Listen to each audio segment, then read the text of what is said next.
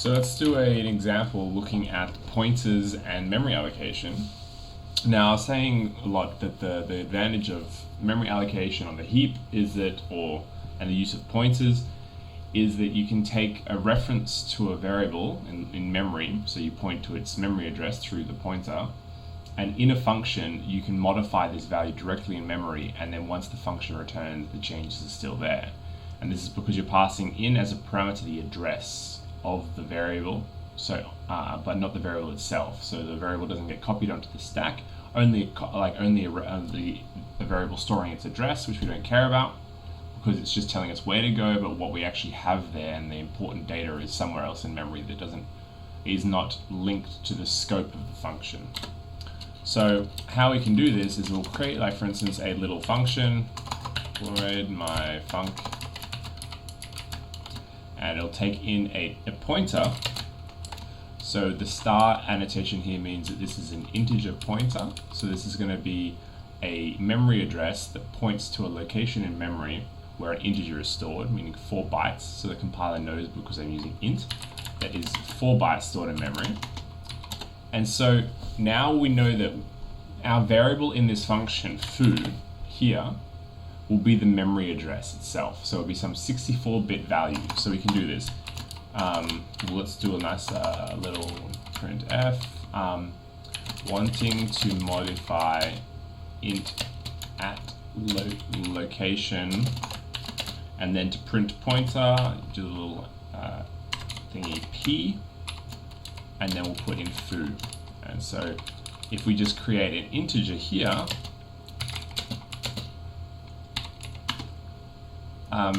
we can pass it into my func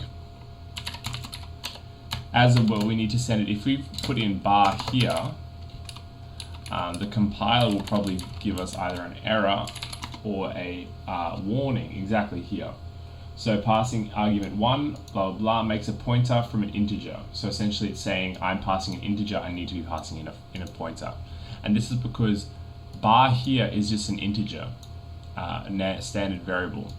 And when we want to take a pointer, like we want to pass in the memory address of where bar is stored, we need to just use the operator, the ampersand operator, which says, instead of passing in bar, like passing in the value 2, I want you to pass in the memory address of where bar is stored.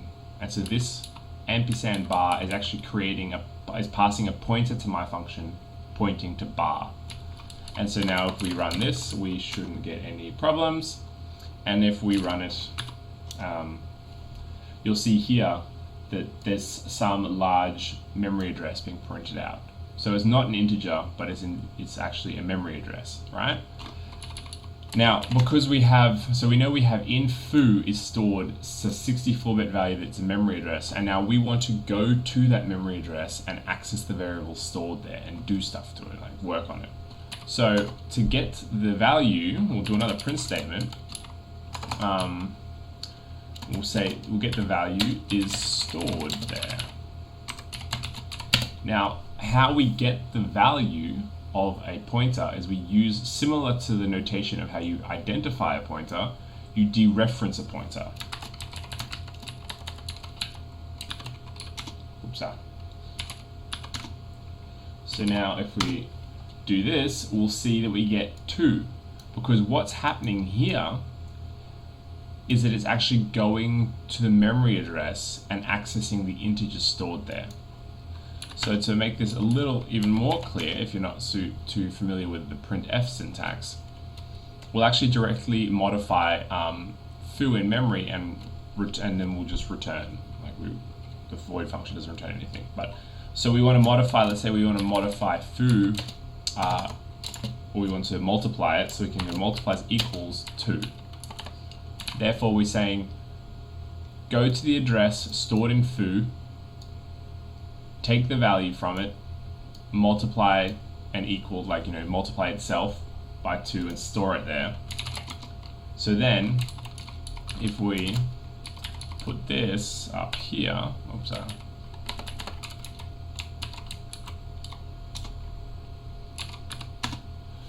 you'll see 4 is now stored there. Right? So before we had 2 and now we have 4. And the thing is, that I'm not returning anything from this function, but if I actually go and print here,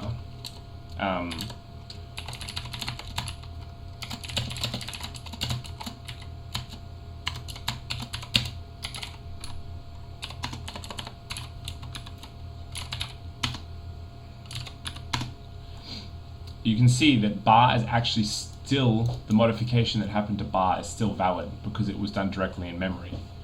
Now, I was talking about how like memory allocated on the heap is referenced to by pointers, but you can reference variables and integers or what have you, data stored on the stack as a pointer as well. Given that when main returns, in this case it ends the program, but let's say when its scope ends, the function, the variable might no longer exist in memory, but you can still reference it while it's valid as a pointer. So this is still useful. Pointers are more commonly used for referencing dynamically allocated memory because it's the only way you can actually reference them. But you can still take pointers to statically allocated and variables on the heap stack. Sorry. So now we've seen that you can modify value and then return from a function. It's still valid. But now let's look at, for instance, dynamic, like memory allocation and memory management, because then we can look at some more complex stuff.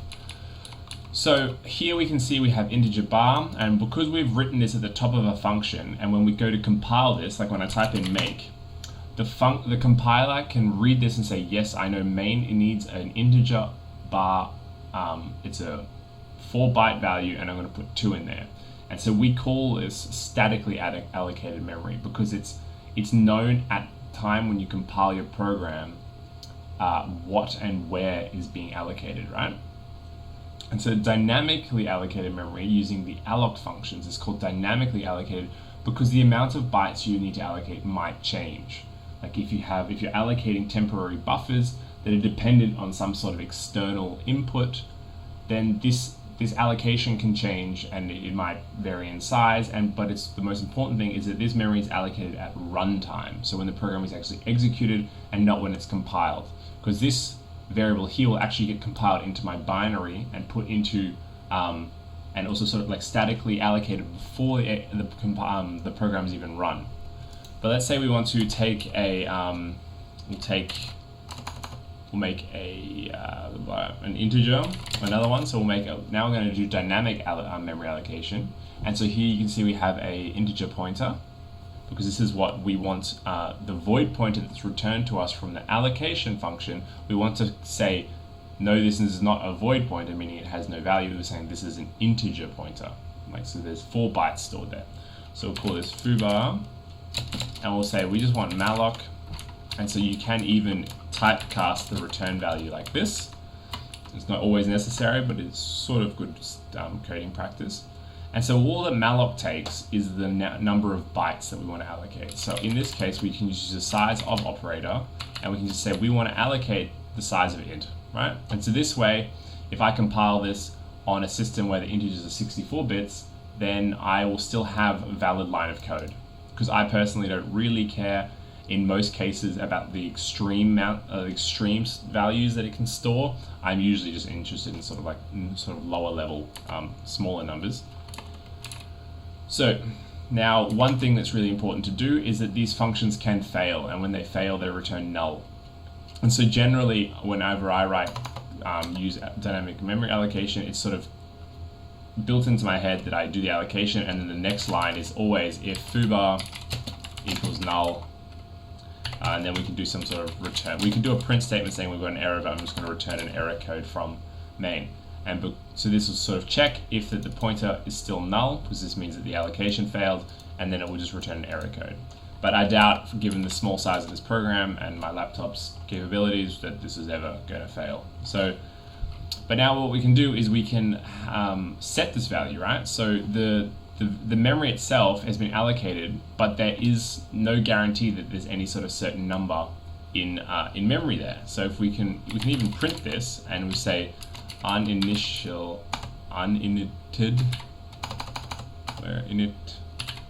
memory has a value of, and now we need to dereference foobar to get the value stored at the address. And memory data, we'll say, and we'll give also its the address itself, right? So foobar, and then foobar is just the memory location.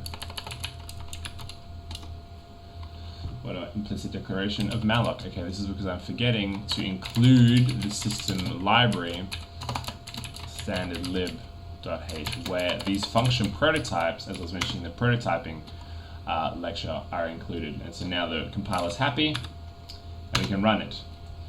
And now we can see that there's a 0, so I'm lucky, I got given a zeroed out memory. And this is the memory address where it's stored at. Now, to guarantee that my memory is zeroed out, I could use, for instance, the calloc function. And so the calloc function, if we look at the man calloc, is slightly different to malloc. So malloc just takes in the size of bytes, but calloc takes in the number of members in an array. So calloc is designed ultimately to allocate arrays, but it can be used for other things because, as you'll see in a second. So here, this is the number of members and the size of each member. But the good thing about calloc is that it actually zeroes out the memory. So in this case, if I was just to do size, I want to create an array of length 1 with size int, it's actually going to return to me a zeroed out memory array. And so therefore, even though I got given 0 here, I can now be 100% certain that this value will always be 0, which is useful. I mean, it's not always important. If you're never going to read it before you write it, then you don't need to do it. But sometimes you can get into really serious trouble by not having zeroed out memory. Okay, so now we have the value initialized there, and we can now set it. So we, for instance, could just let's go foobar equals 5. And now we can maybe, for instance, call, we should maybe put this at the top to keep it all together. So there's one sort of example. And then we can call myfunc on foobar. 1 second.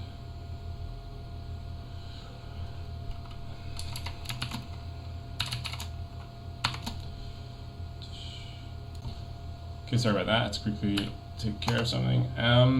Here, myfunc, we want to pass in an integer pointer. Now, before we use the dereference ampersand to pass in bar to the function, because this is an integer stored statically on the stack.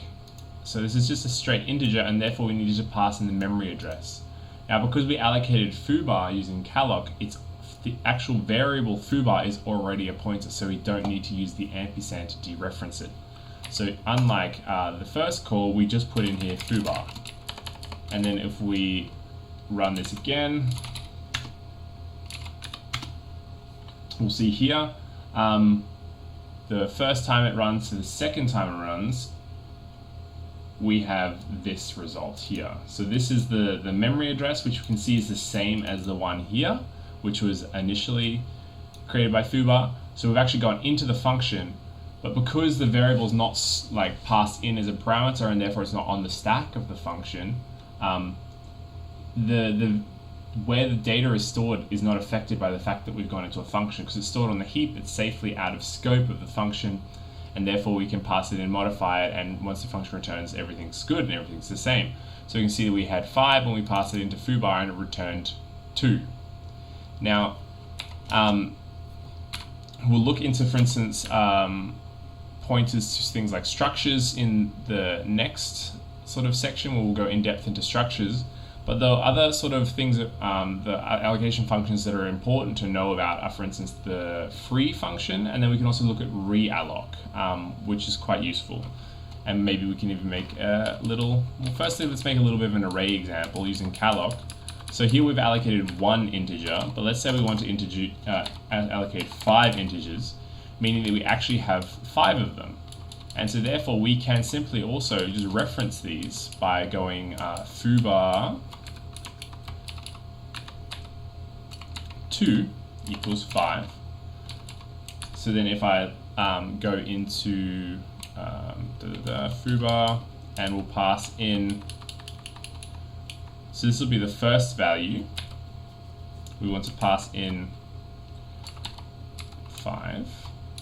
So for instance here, this is the same notation as arrays, because as I was mentioning in the lecture, is that these square brackets sort of say to the compiler in a way, hey, go to foobar, the address of the array, like the beginning of it, and step 2 of the size of each element into the array. And so that's exactly what this is doing here. This is just allocating the array and giving you the beginning of it. And since you use these square brackets saying, okay, cool, I know where the beginning of foobar is, it's stored in foobar, I'm just going to go 2 integers into memory further, and then that's where I'm going to store this. So pointers and arrays, they're not explicitly the same data type, but arrays actually decay into pointers. So this is something I only learned like in the last year. But for all intensive purposes, you can treat an array type with the square brackets and a pointer as the same type, because they're all just memory locations that then get stepped into by a certain data type size. So now we're allocating, we're setting the second foobar to 5, and now if we try and pass it into here and we run this, we're going to get a type error here, because we'll see maybe the output, we're getting a memory address issue. And why this is because now that we've used the square brackets say, take the beginning address of my array, go 2 into memory, 2 steps of the data type size, and give me the value. So if the square brackets already have this dereference, and we don't want that. This would be the same as just passing in a standard integer. So we need to actually put in the ampersand. And because what's happened is that we've passed in an actual value, so 5 as an address, and this function has tried to then go and multiply whatever was at memory address 5 by 2. And then this has caused us an address boundary error, like a sev, like a seg fault. And so now we should be able to run this, because we have now properly passed in a memory address. And so you can see it's the exact same thing, even though I now have an array and I've actually stored 5 at the third item in the array. So now let's say I want to make my array larger. So we can use realloc. And so if we look at the manual pages of realloc,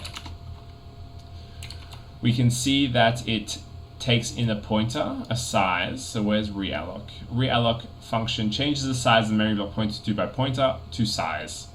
And then it also returns the pointer. So I've never really quite understood, I'm sure there's a very good reason why, but realloc, essentially you save the pointer somewhere and you pass in the pointer that's going to get reallocated, and they're generally the same thing. So for instance, if we want to make foobar, our array larger, we go foobar equals, we'll make the typecast to an integer pointer, because that's what it is, realloc, and let's say we want to make it now 10, size of, this is not 10, this is calloc syntax. So this would be foobar, and here we need the total size. And so before, calloc lets us put in the number and the size of each one, but realloc doesn't, so we need to just go, let's say I want to have an array of 10 times size of integer. Easy peasy. Right, and then we can do a check.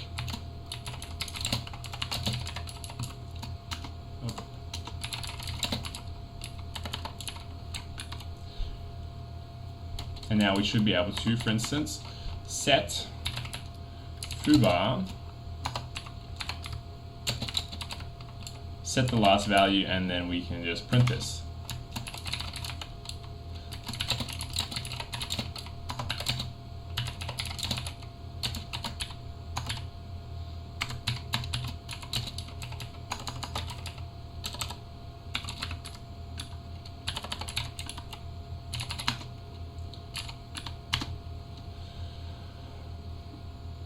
Oops. So here I'm actually referencing memory outside of our array's range, and so we have this really weird number because this is whatever was in memory. But now we'll see that we have an actual 10. So I've used both of the memory, like all of the memory allocation functions, but there's one we haven't used that's sort of for memory management, and this is very important, and this is free. Now at the end of the program's execution, the memory that it was using will get freed up. In general, depending on obviously on the kernel and the operating system that's managing the system, but it's very good what you say, like coding practice to handle cleaning up. Now, how I generally like to handle cleaning up is to use the go-to, for instance, in the case of errors. So we can imagine here we allocated foobar, and if we wanted to allocate another function, another like variable here, we'll say, let's just take it's like a char bar foo equals malloc size of char, and we'll just make it like some sort of a char array, right? Sure, we're missing the pointer. And so I can say here, if bar foo, one second.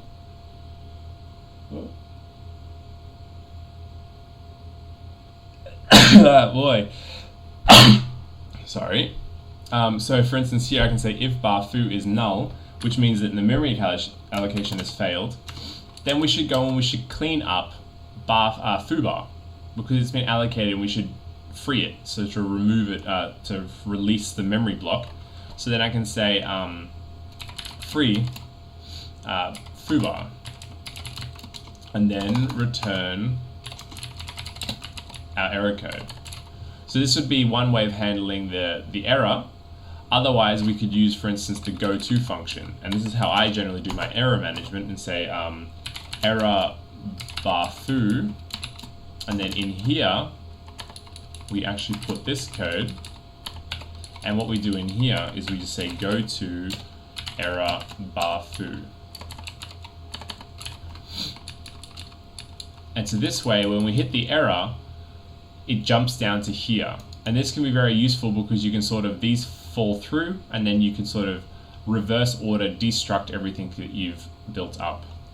But if we don't error even before we exit our program, we should probably free everything that we've allocated. So we should free foobar, and we should free bar foo. Because if we've reached this place, they've both been successfully allocated, and therefore we can run our program like normal. There'll be no noticeable output change, but we've released our memory. It's just good coding practice. So now we've used all of the memory management functions, and I hope it makes sense what we're doing here.